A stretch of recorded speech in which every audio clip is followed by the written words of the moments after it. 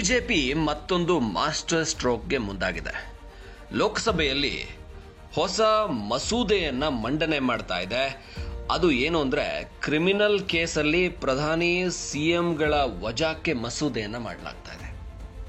ಅಂದ್ರೆ ಯಾವುದಾದ್ರೂ ಕ್ರಿಮಿನಲ್ ಪ್ರಕರಣದಲ್ಲಿ ಭಾಗಿಯಾಗಿರುವಂತಹ ಸಿಎಂ ಅಥವಾ ಪ್ರೈಮ್ ಮಿನಿಸ್ಟರ್ ಆಗಿರಲಿ, ಅವರ ವಜಾ ಮಾಡಲಾಗುತ್ತೆ.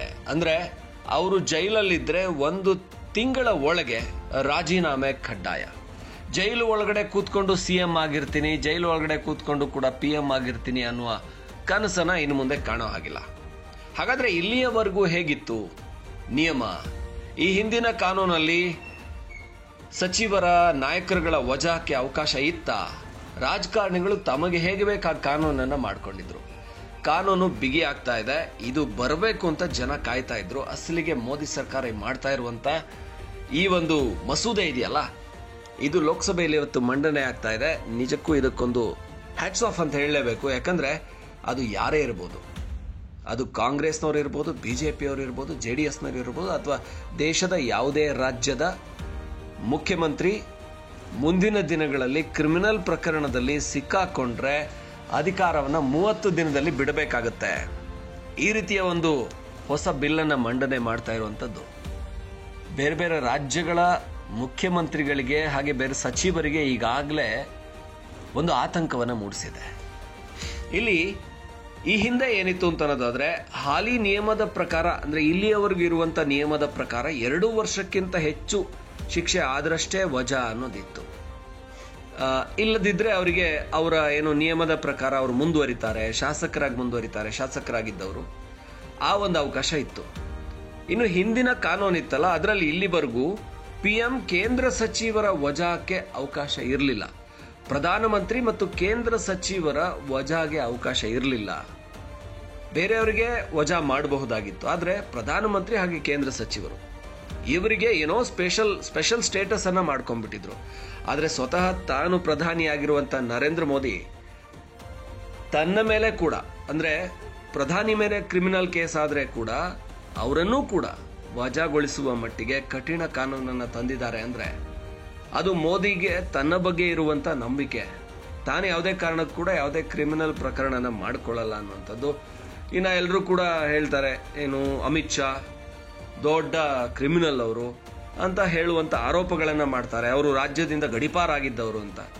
ಇನ್ನು ಮುಂದೆ ಅಮಿತ್ ಶಾ ಏನಾದರೂ ಈ ರೀತಿ ಮಾಡಿದ್ರೆ ಅವ್ರನ್ನೂ ಕೂಡ ವಜಾ ಮಾಡಕ್ಕೆ ಅವಕಾಶ ಇದೆ.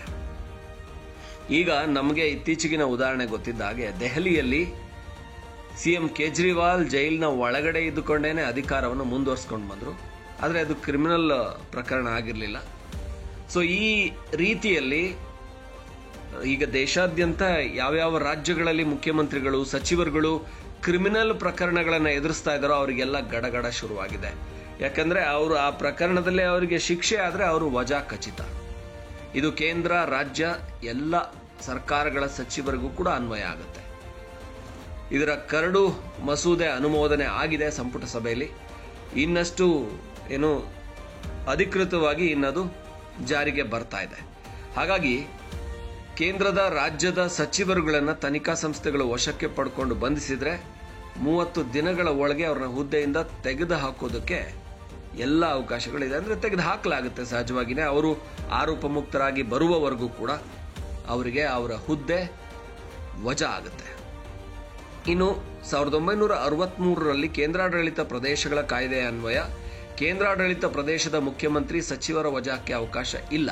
ಅದೇ ರೀತಿ ಪ್ರಧಾನಿ, ಕೇಂದ್ರ ಸಚಿವರ ವಜಾಕ್ಕೂ ಕಾಯ್ದೆಯಲ್ಲಿ ಅವಕಾಶ ಇರಲಿಲ್ಲ. ಈ ಹಿನ್ನೆಲೆಯಲ್ಲಿ ಹೊಸ ತಿದ್ದುಪಡಿಯನ್ನ ತಂದು ಇದನ್ನ ಬದಲಾಯಿಸಲಾಗ್ತಾ ಇದೆ. 5 ಅಥವಾ ಅದಕ್ಕಿಂತ ಹೆಚ್ಚಿನ ಶಿಕ್ಷೆಗೆ ಅವಕಾಶ ಕಲ್ಪಿಸುವಂತ ಕ್ರಿಮಿನಲ್ ಅಪರಾಧ ಪ್ರಕರಣಗಳಿಗೆ ಈ ನಿಯಮ ಅನ್ವಯ ಆಗುತ್ತೆ. ಹಾಗಾಗಿ ಹಾಲಿ ಇರುವ ನಿಯಮಗಳ ಅನ್ವಯ ಯಾವುದೇ ಜನಪ್ರತಿನಿಧಿ ಕ್ರಿಮಿನಲ್ ಪ್ರಕರಣಗಳಲ್ಲಿ 2 ವರ್ಷಕ್ಕಿಂತ ಹೆಚ್ಚಿನ ಶಿಕ್ಷೆಗೆ ಗುರಿಯಾಗಿದ್ರೆ ಮಾತ್ರವೇ ತಮ್ಮ ಜನಪ್ರತಿನಿಧಿ ಸ್ಥಾನಮಾನವನ್ನು ಕಳ್ಕೋತಾರೆ. ಜೊತೆಗೆ ಶಿಕ್ಷೆ ಮುಗಿದ ಬಳಿಕ ಮತ್ತೆ 5 ವರ್ಷ ಕಾಲ ಯಾವುದೇ ಚುನಾವಣೆಯಲ್ಲಿ ಸ್ಪರ್ಧೆ ಮಾಡಂಗಿಲ್ಲ ಅನ್ನೋದಿತ್ತು. ಆದ್ರೆ ಈಗ ಕೊಟ್ಟಿರುವಂತಹ ಮಾಸ್ಟರ್ ಸ್ಟ್ರೋಕ್ ಇದೆಯಲ್ಲ, ಇದು ಇಡೀ ದೇಶದ ಕೇಂದ್ರಾಡಳಿತ ಹಾಗೇನೆ ಬೇರೆ ಬೇರೆ ರಾಜ್ಯಗಳಲ್ಲಿ ಯಾರೆಲ್ಲ ಕ್ರಿಮಿನಲ್ ಪ್ರಕರಣಗಳನ್ನು ಎದುರಿಸ್ತಾ ಇದಾರಲ್ಲ, ಉದಾಹರಣೆಗೆ ನಮ್ಮ ರಾಜ್ಯದಲ್ಲಿ ನೋಡೋದಾದ್ರೆ ಈಗ ವಿನಯ್ ಕುಲಕರ್ಣಿ ಜೈಲಿನಲ್ಲಿದ್ದಾರೆ.